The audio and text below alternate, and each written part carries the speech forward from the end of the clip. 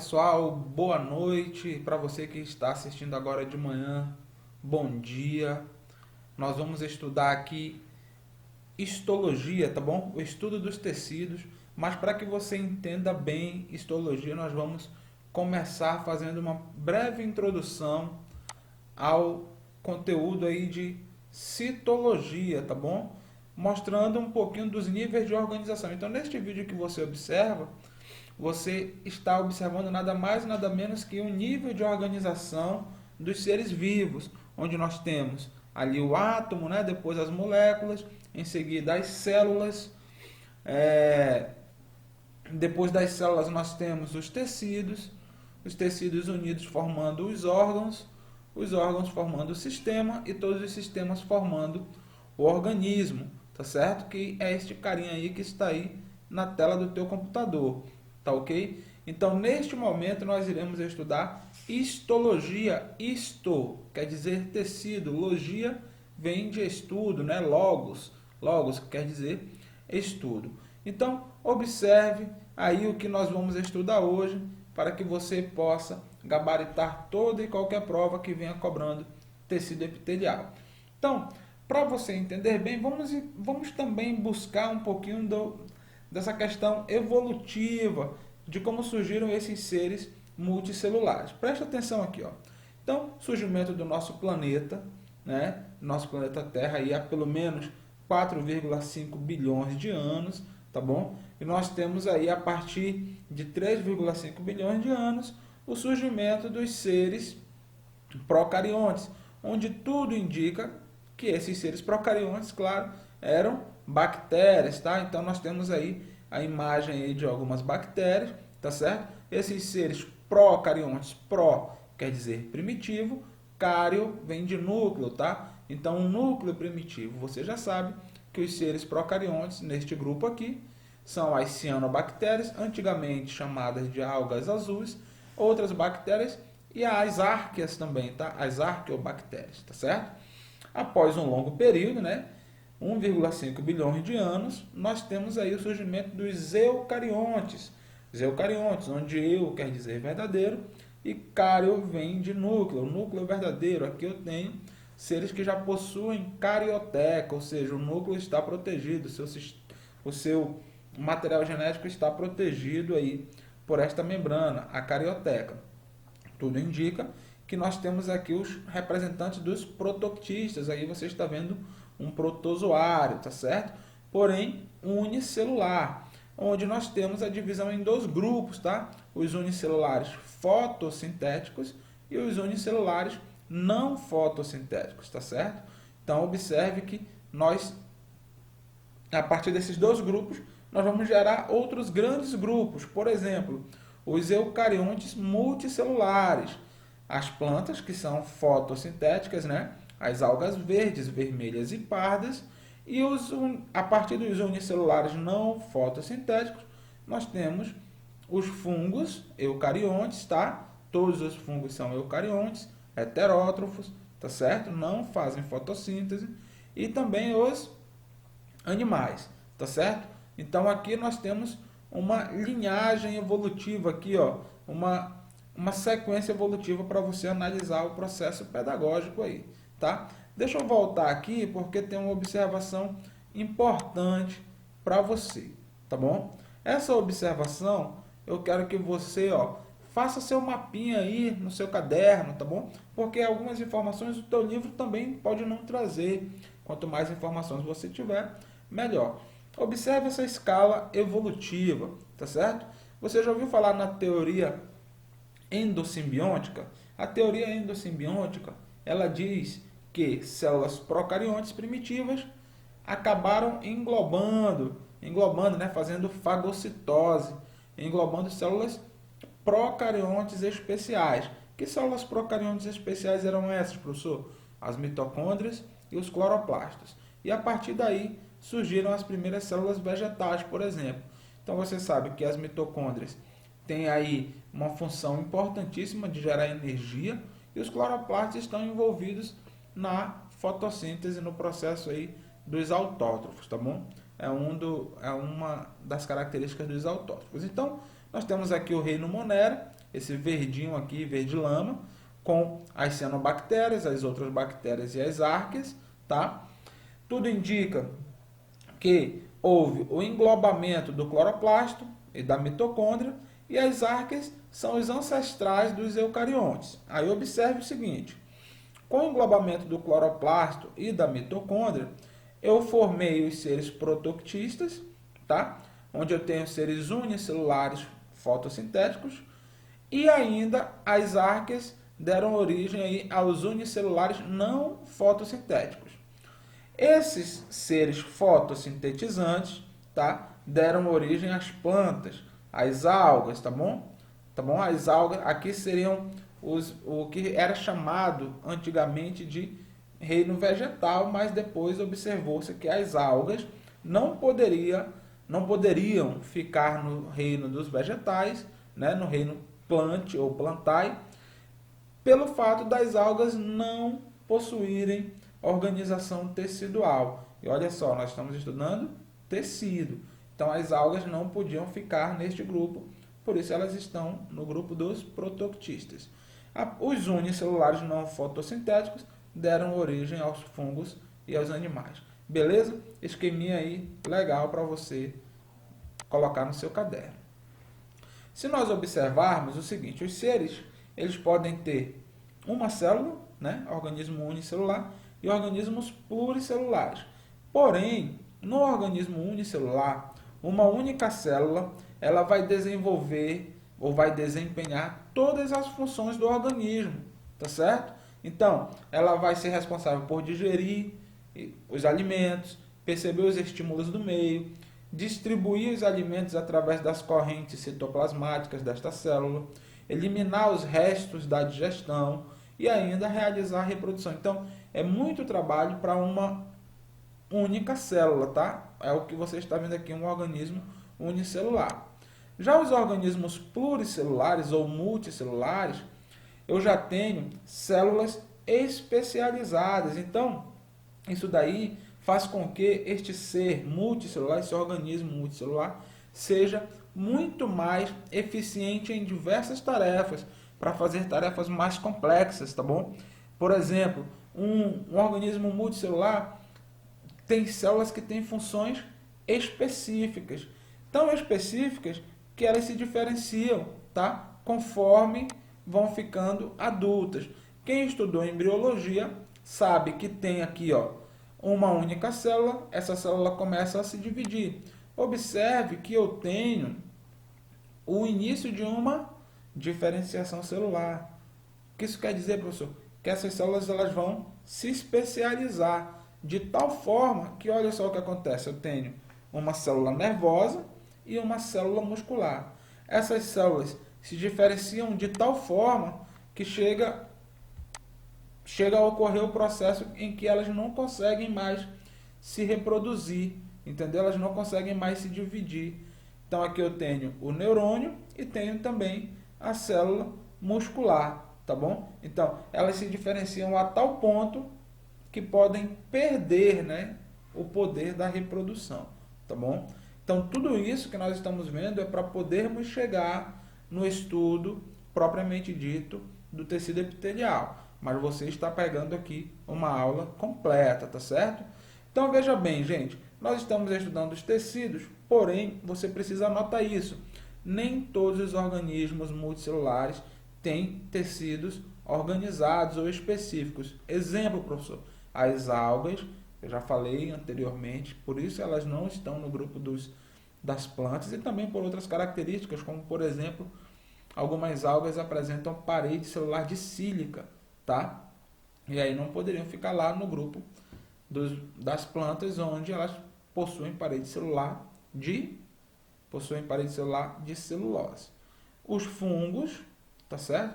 E as esponjas. Então você tem que levar essa informação para a sua prova.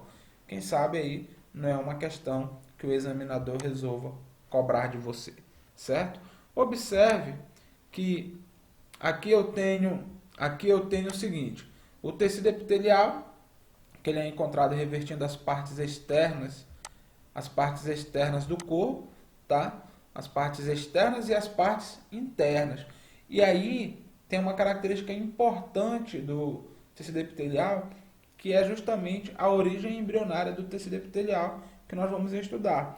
Como ele pode ser encontrado em diversas partes do corpo, tá bom? Ele tem também diferentes origens embrionárias. O que eu quero que você anote? A principal característica do tecido epitelial é que suas células são justapostas. O que quer dizer isso, professor? Que elas são fortemente aderidas umas nas outras, ou seja, bem unidas, através disso, claro, graças a especializações que a membrana possui. O fato dessas células estarem justapostas, ou seja, fortemente unidas, eu praticamente não tenho substâncias intercelulares. Isso vai fazer com que este tecido seja classificado como um tecido avascular, certo? Não possui aí vasos sanguíneos. Vamos observar aqui a função desse tecido epitelial, tá bom? Então, antes de observarmos a função, vamos observar o surgimento do tecido epitelial, e eu quero que você que já estudou aí embriologia comigo, perceba que eu estou tendo aí a formação da mórula, aí ela aparece, certo? Depois essa mórula se desenvolve em blástula, ela recebeu um corte, tá? Para você observar bem direitinho como que eu vou ter a origem do tecido embrionário a partir dos folhetos germinativos. Então, gente, esses folhetos germinativos, eles vão originar o tecido epitelial, tá certo? Aqui você já sabe que eu tenho 3 folhetos embrionários, o folheto mais externo, a ectoderma ou ectoderme, tá? O folheto ali chamado mesodermo e o folheto endodermo. Então, o tecido epitelial ele é muito especial porque ele tem se originado, tá? Ele pode ter se originado a partir desses folhetos aí do embrião. Então, o que é que você precisa anotar? Que na ectoderme, tá? A ectoderme ela origina aí, ó, o epitélio do nariz, da boca, as glândulas sebáceas, mamárias e salivares. A mesoderma vai originar o endotélio. O que é o endotélio? É o revestimento interno dos vasos sanguíneos, tá? Endotélio é o revestimento interno dos vasos sanguíneos. O epitélio do sistema urogenital, os epitélios das membranas que envolvem os órgãos, como por exemplo a pleura, que envolve o pulmão, o pericárdio, que envolve o coração, e o peritônio, que envolve os órgãos abdominais. Tira teu queixo aí, apoiado na tua mão, e vai copiar isso, cara. A endoderme, tá? Que vai dar origem aí ao epitélio que reverte a luz do tubo digestivo, a árvore respiratória, o fígado, o pâncreas, epitélio da bexiga urinária, glândulas da tireoide e da paratireoide. Então, observe que o tecido epitelial, muito mais que responder que ele é responsável por revestir e proteger, é preciso que você saiba as diversas partes do tecido epitelial, onde ele se encontra, para você poder responder prova, tá? Porque a resposta de revestir e proteger é uma resposta muito genérica. Observe o seguinte, as células do tecido epitelial, eu quero que você veja aqui, ó, que as células do tecido epitelial, essa parte rosa aqui é o tecido epitelial, tá bom? Essas células, elas têm o seguinte, ó, um polo, tá? Um polo aqui, ó, chamado de região apical, tá? Este polo, ele está voltado para uma superfície livre, tá bom? E o outro polo, ou região basal, voltada aí para o tecido subjacente. O que é isso? O tecido que vai estar mais próximo, que é o tecido conjuntivo. Mas observe também que entre o tecido epitelial e o tecido conjuntivo, eu tenho uma sensível lâmina aqui que você pode observar que ela vai unir ou ligar esses dois tecidos, tá bom? Vamos observar com mais detalhes aqui, tá bom? Aí a pele da garotinha, esse pequeno corte na pele, eu tenho aí os pelos, tá certo? As glândulas sudoríparas, produtoras de suor, a camada córnea, a camada mais externa, as células vivas e ainda a membrana basal, que é justamente aquela membrana que eu falei para você anteriormente. A glândula sebácea, responsável pela produção de sebo, aí, lipídios, os vasos sanguíneos. E aqui você está vendo nada mais nada menos que a pele humana, tá bom? Então, o tecido epitelial, ele se encontra apoiado numa camada de tecido conjuntivo, tá certo? Então, olha só, eu tenho aí os tecidos epiteliais apoiados no tecido subjacente, denominado de lâmina própria, olha só. Mas esse epitélio não se encontra diretamente apoiado nesta lâmina. Eles estão apoiados em uma fina camada, né? Uma fina camada sem célula, ou seja, uma camada acelular, constituída de proteínas e glicoproteínas, chamada de membrana basal ou lâmina basal, tá certo? Essa camada aí, ela é permeável aos nutrientes para que possa ter essa ligação entre o tecido conjuntivo e o tecido epitelial. Beleza? Vamos aí, vamos em frente, tem muita coisa para a gente ver. O que a gente vai ver agora é o seguinte: são algumas especializações da membrana plasmática que atuam dentro do tecido epitelial, tá certo? Então a primeira delas, a primeira especialização aí, eu quero que você anote que são as junções celulares, tá? Essas junções são estruturas que facilitam a união dessas células. Primeiro, desmossomos, tá bom? Desmossomos, que aí ele vai fazer a fixação, tá? Geralmente cai em prova. São uma das mais importantes junções celulares, podendo ser comparada a um botão de pressão, constituído por duas metades, que se encaixam. Existe em cada célula uma placa circular de proteína, tá? Localizada próxima à membrana, e partindo da mesma, substâncias colantes. Então, observe aqui que eu tenho uma estrutura onde esses desmossomos vão ajudar as células a estarem unidas umas às outras, tá? Observe aqui o seguinte, ó, eu tenho a membrana basal, que é aquela lâmina basal que vai ligar o tecido epitelial ao tecido subjacente, que seriam os tecidos conjuntivos, tá certo? E aqui, ó, nesta região, eu tenho os desmossomos, tá bom? Eu tenho os desmossomos. Lá na membrana basal, eu vou ter uma estrutura chamada de hemidesmossomos, tá certo? Essa função aqui, uma função especializada em ligar, em aderir a célula à membrana, tá bom? Essas especializações são muito parecidas com os desmossomos, tá? Então, eu tenho os desmossomos aqui e tenho os hemidesmossomos aqui. Então, os hemidesmossomos conectam a base das células epiteliais à lâmina basal, enquanto os desmossomos eles ligam uma célula à outra. Então, não vai confundir, uma questãozinha muito boa para colocar em prova, tá certo? E aqui a outra junção celular é a zona de oclusão, ou também chamada de zônula. Aqui, ó, se você observar, eu tenho as microvilosidades, que a gente vai estudar daqui a pouco, e aqui nesta parte eu tenho a zona de oclusão, ou zônula. O que que ela faz? É uma junção entre as proteínas das membranas plasmáticas, tá? Das células próximas, tá? Das células adjacentes. Aqui, uma visãozinha em um microscópio eletrônico.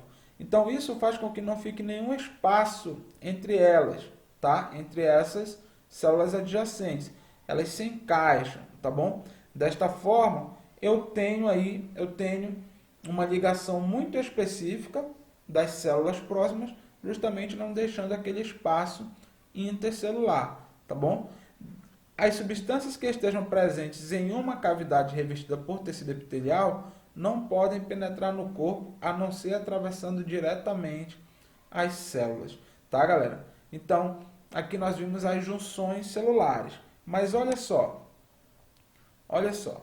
aqui nós temos outros exemplos de junções celulares que podem aparecer. Por exemplo, a zona de adesão, nesta área, as membranas plasmáticas das células vizinhas estão fortemente unidas, tá bom? Por uma membrana intercelular adesiva. Então, zona de adesão, o nome é autoexplicativo.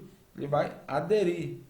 Outra que vai aparecer aqui, ó, são as interdigitações. Olha aqui, ó, parecem umas micro-ondas, tá bom? São dobras da membrana plasmática entre as células que se encaixam. O que é as interdigitações? Têm a função de aumentar a adesão entre essas células, tá bom? Outro tipo são as junções do tipo gap, tá bom?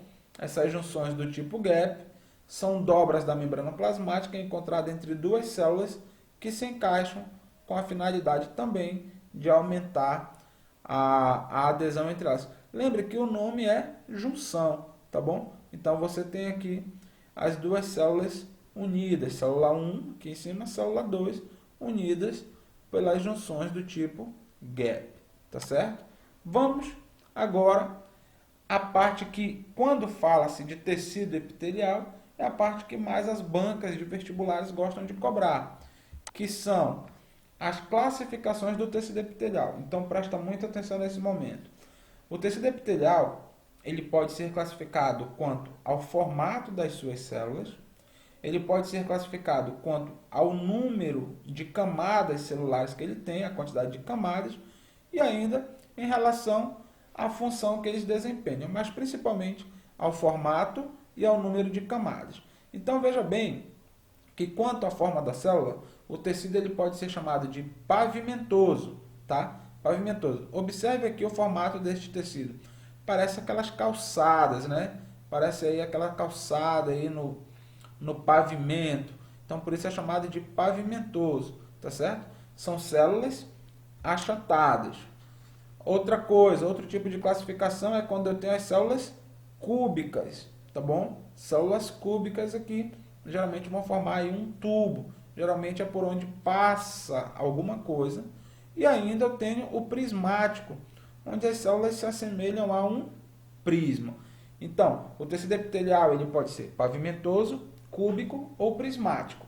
Agora, se este tecido epitelial possuir uma camada apenas, ele vai ser chamado de simples. Então, eu posso ter o pavimentoso simples.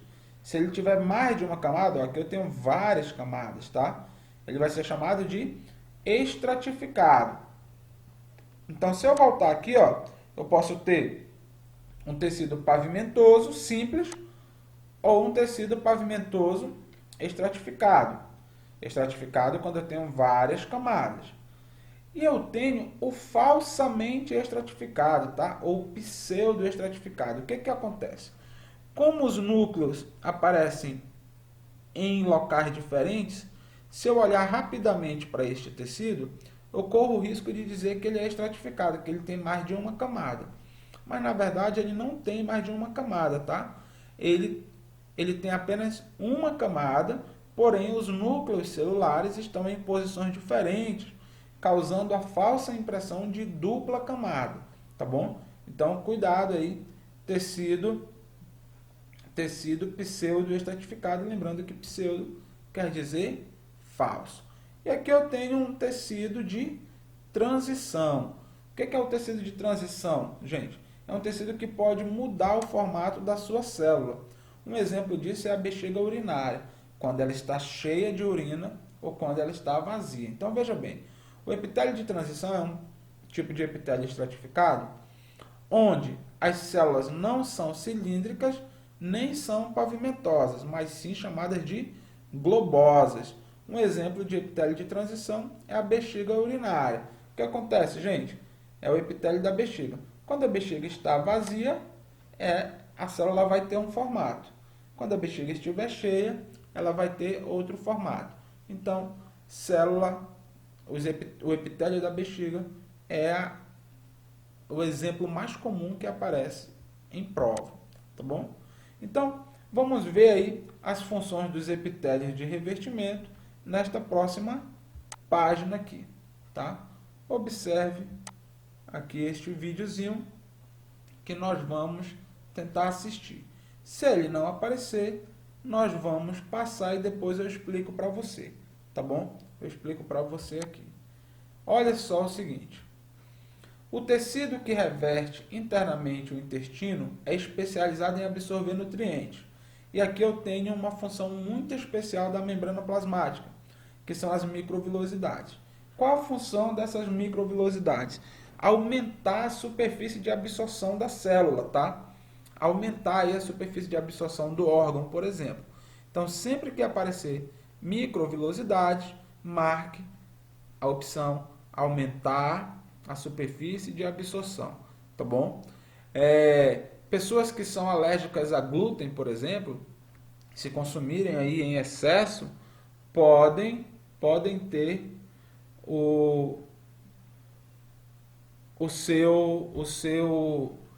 as microvilosidades diminuídas. Vamos ver aqui se o vídeo dá uma carregada. Ó. Observe aí o tubo digestório e eu tenho as vilosidades. Ó. Aqui, isso aqui aumenta a superfície de absorção dos nutrientes, tá bom?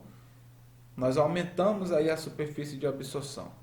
Então, o nutriente ele tem que percorrer toda essa vilosidade e essas microvilosidades elas acabam melhorando a absorção dos nutrientes, tá certo?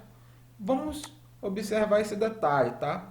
Que as células do tubo renal, elas também são especializadas em absorver, tá? Tanto é que nós temos ali, quando formos estudar o sistema urinário ou sistema excretor, vamos entender que as células do tubo renal são especializadas na absorção, mas elas não possuem vilosidades, tá? O que elas possuem são reentrâncias, chamadas de invaginações, para aumentar a superfície de absorção, tá bom? Que você vê aqui na figura.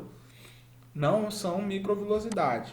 Também uma questãozinha que pode ser muito bem cobrada, tá certo? Além dessas funções que nós já falamos, o tecido epitelial de revestimento também ele tem função sensorial, tá? Então, aí para captar as moléculas de odor, né? Para captar o gosto, as sensações aí no paladar, tá certo? Através das papilas gustativas, o epitélio da língua é um exemplo, e também aqui o epitélio do órgão espiral aí, responsável pela audição, também tem essa função importante aí, função sensorial. Você observa que os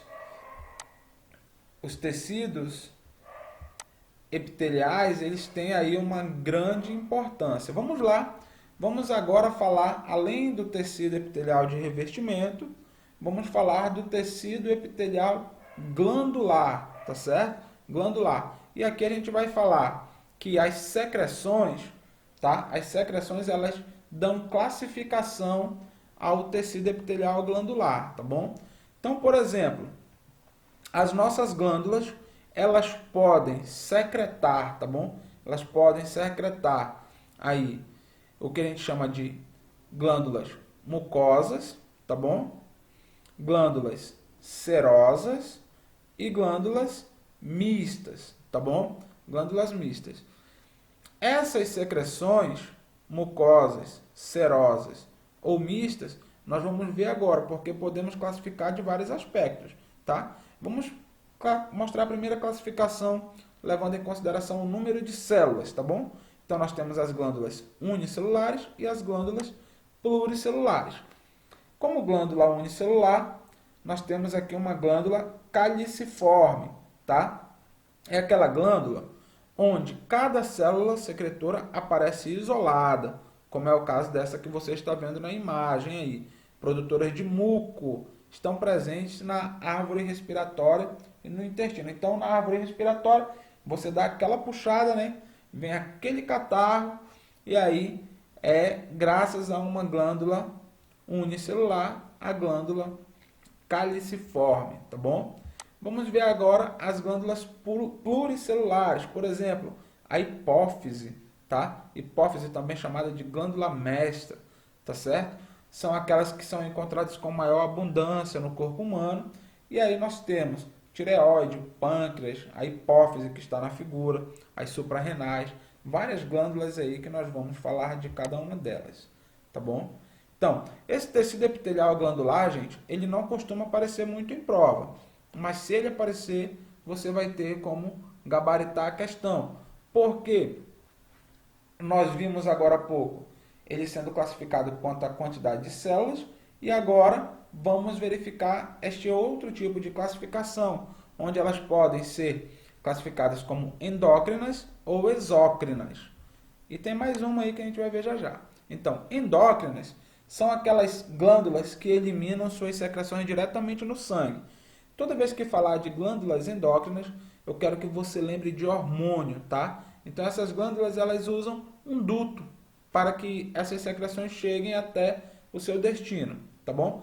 Essas secreções são chamadas de hormônios e nós vamos estudar isso especificamente lá no sistema endócrino, tá certo? Nós vamos estudar isso direitinho. E as glândulas exócrinas são aquelas que lançam seus produtos para fora do corpo, tá bom? Como por exemplo, as glândulas que produzem as lágrimas, tá bom? Que produzem o suor, tá certo? Que produzem o suco gástrico, tá bom? Então, veja bem que eu tenho aí as glândulas classificadas como endócrinas. Toda vez que falar em glândula endócrina, eu estou falando de hormônio. E as glândulas exócrinas, eu estou falando do suor, do sebo, das lágrimas, do leite materno, tá bom? Para você entender direitinho aí o processo, como ele funciona. E aí nós temos a glândula, que também, quando fala em glândula mista, aparece em prova, é a glândula, o pâncreas, tá? O pâncreas. O pâncreas que tem a função de produzir os hormônios, ou seja, a função endócrina, e tem também a função de produzir o suco pancreático, a função exócrina. Então, ela é chamada de glândula mista ou glândula afíncrina. Anfi quer dizer dois, por isso que o nome do carinha lá que vive na água e na terra é chamado de anfíbio, vida dupla. E aqui eu tenho anfícrina, tá? Anfi, dois, ou seja, uma glândula dupla, desempenha função endócrina e função exócrina. A parte exócrina elimina o suco pancreático e a parte endócrina elimina aí a parte exócrina elimina o suco pancreático e a parte endócrina os hormônios que estão aparecendo aí na sua tela, a produção do glucagon e da insulina, e a parte exócrina que libera o suco pancreático, tá bom? Grave isso aí para você não errar nenhuma questão. Outra coisa, gente, é como essas glândulas elas se formam, tá? Como elas se formam vão determinar se ela vai ser uma glândula endócrina ou uma glândula exócrina. No caso aqui das glândulas exócrinas, a parte mais profunda do cordão se desenvolve assumindo uma função secretora. E a parte restante formará o duto. Então, você observando uma glândula desta forma na tua prova, você já está vendo que ela tem um ducto, tá? Um ducto para sair aqui a secreção. Então, você vai classificá-la como exócrina. E aqui nós temos uma glândula endócrina, que vai liberar o seu produto na corrente sanguínea, tá certo? Não esqueça, às vezes a prova de biologia ela traz muitas figuras, então a memória visual é muito importante aí para você não errar essa questão, tá bom? As glândulas exócrinas agora elas são classificadas de acordo com o que elas estão colocando para fora, tá?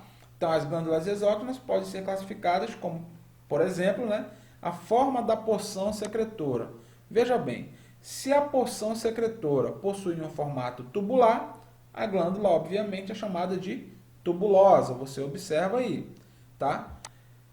Se o ducto da glândula não for ramificado, vamos classificar esta glândula como glândula simples. Por outro lado, se for ramificado, como nós estamos vendo aí, nós vamos dizer que esta glândula é chamada de composta. tá certo? Se esta glândula for arredondada, como você está vendo aí, uma glândula aí dos alvéolos pulmonares, esta glândula é chamada de alveolar ou acinosa. Se existem longos dutos tubulares, com porções secretoras arredondadas, ela é chamada de túbulo alveolar ou túbulo acinosa, tá bom? Vamos aqui para outro tipo de classificação, tá bom? Elas podem ser classificadas em merócrinas, holócrinas ou apócrinas. Só um exemplo aqui que eu quero te dar, uma dica. Holo quer dizer total. Quer ver? Você vai ver. Merócrina, observe, eu tenho a célula, tá? Eu tenho aqui ocorrendo uma secreção, tá bom?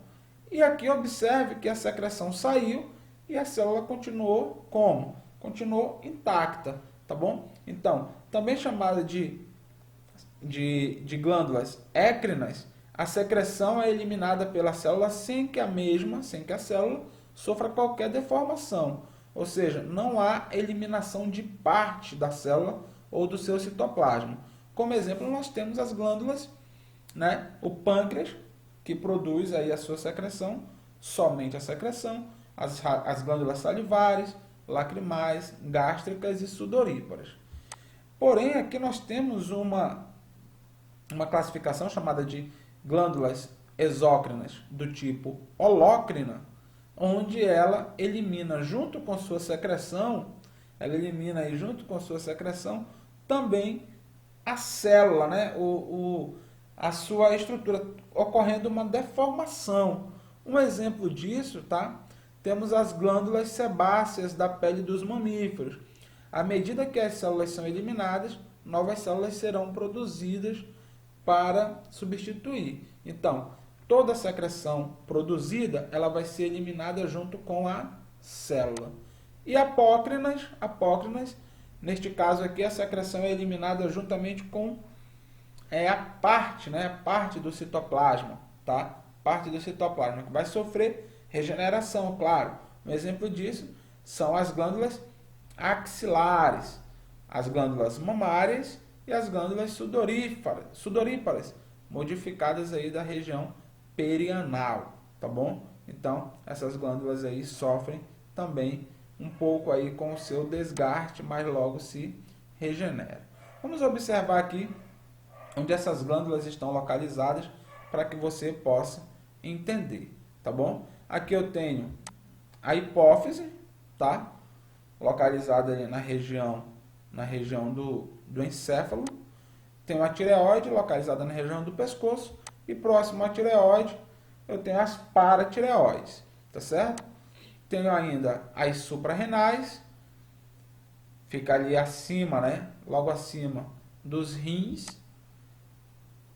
os ovários e o pâncreas, tá bom? Então aqui são as estruturas do sistema endócrino. Não esqueça, o pâncreas é o único exemplo de glândula mista no corpo humano, tá? Então caiu glândula mista, nós já sabemos que temos uma glândula do pâncreas, tá? Uma glândula do pâncreas não, o próprio pâncreas, tá certo? Gente, esta foi a nossa aula de tecido epitelial, tá bom? Você tem a missão de pegar o seu livro, fazer as atividades deste capítulo do tecido epitelial, fazer as tarefas online e aí a gente se encontra na próxima aula, tá certo? Um grande abraço, valeu!